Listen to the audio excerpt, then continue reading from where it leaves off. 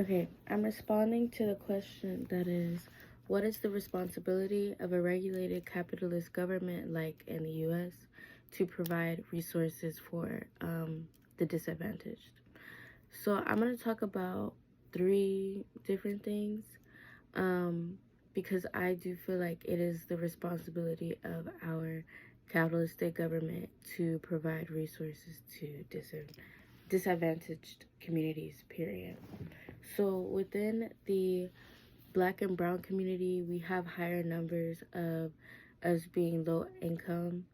So I believe, and given the history of this nation, I do believe that there should be resources for our communities instead of like, I feel like there's not enough resources in our community that are benefiting us, i.e., like education programs, food benefit programs, financial help, financial literacy classes, things like that. Um, but there are things that take from our community that are implanted in everywhere that we go, like liquor stores. Um, there's probably is a good chance it's like a low quality food store. Um, there's no health facilities anywhere close by in the neighborhood. Um, and there'll probably be like a Boys and Girls Club, like a community outreach program. Um, and women, specifically Black women, um, I just feel like we've come so far in our studies to understand that women are paid at a disproportionate rate than men.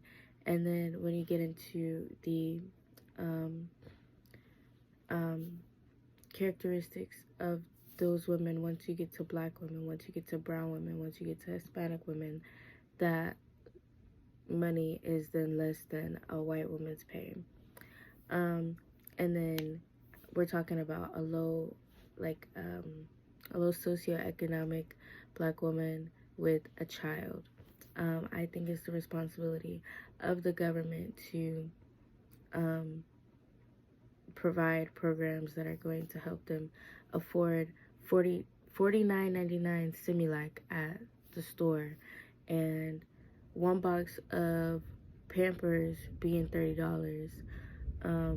And I know there's programs like WIC, and I'm someone that has personally benefited from programs like WIC, SNAP, EBT. Like, I think that those are things that need to continue to be funded and pushed out into communities that could benefit from them. Um, and I also think that we should be the government should be providing um, free universal education and healthcare, especially for young children.